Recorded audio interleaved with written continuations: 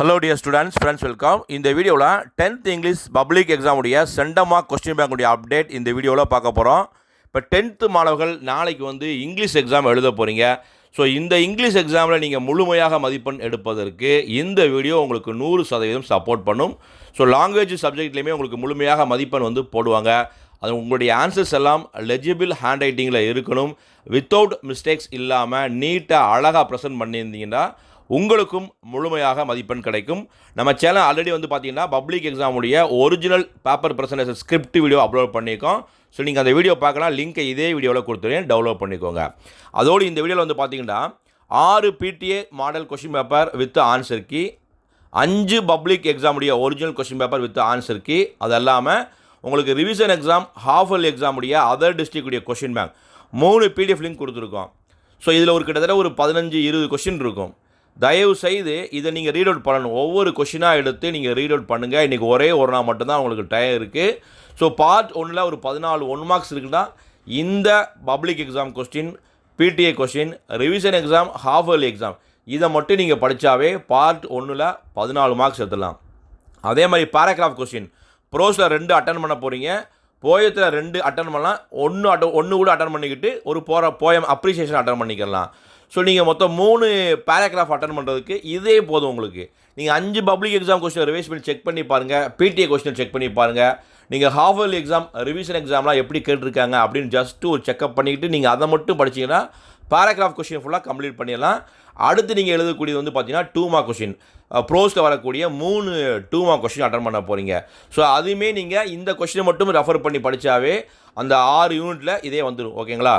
அது அடுத்து பார்த்தீங்கன்னா கிராமர் உங்களுக்கு டைரக்ட் டு இன்டைரக்ட் இருக்குது, ஆக்டிவ் டு பேசிவ் வாய்ஸ் இருக்குது, சிம்பிள் காம்பவுண்ட் சென்டென்ஸ் இருக்குது. ஸோ அதை நீங்கள் பேசிக் கிராமர் பேஸ் புரிஞ்சிருந்தால் ஓனாக தான் கொஸ்டின் கேட்க போகிறாங்க. இதில் இருக்கக்கூடிய மாடல் படிச்சுக்கிட்டு ஓனாக தான் கேட்க போகிறாங்க.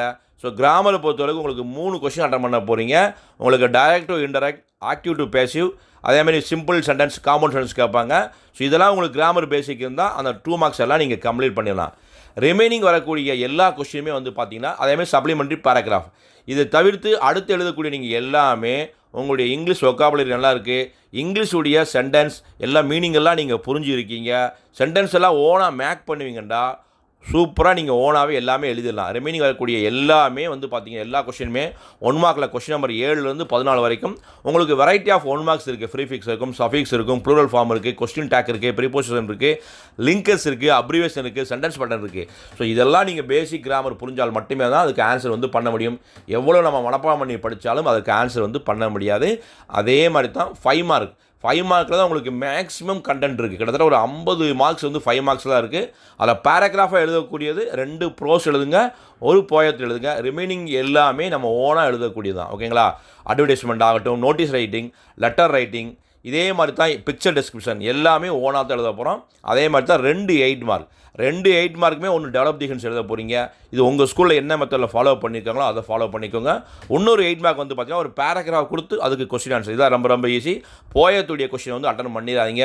ஸோ இந்த வீடியோ கொடுத்துருக்கக்கூடிய public exam question, PTA question, half yearly exam, revision exam கொஸ்டினை மட்டும் தயவு செய்து நீங்கள் ரீட் அவுட் பண்ணிங்கன்னாவே நாளை எழுதக்கூடிய அந்த இங்கிலீஷ் எக்ஸாமில் முழுமையாக மதிப்பெண் எடுக்கலாம்.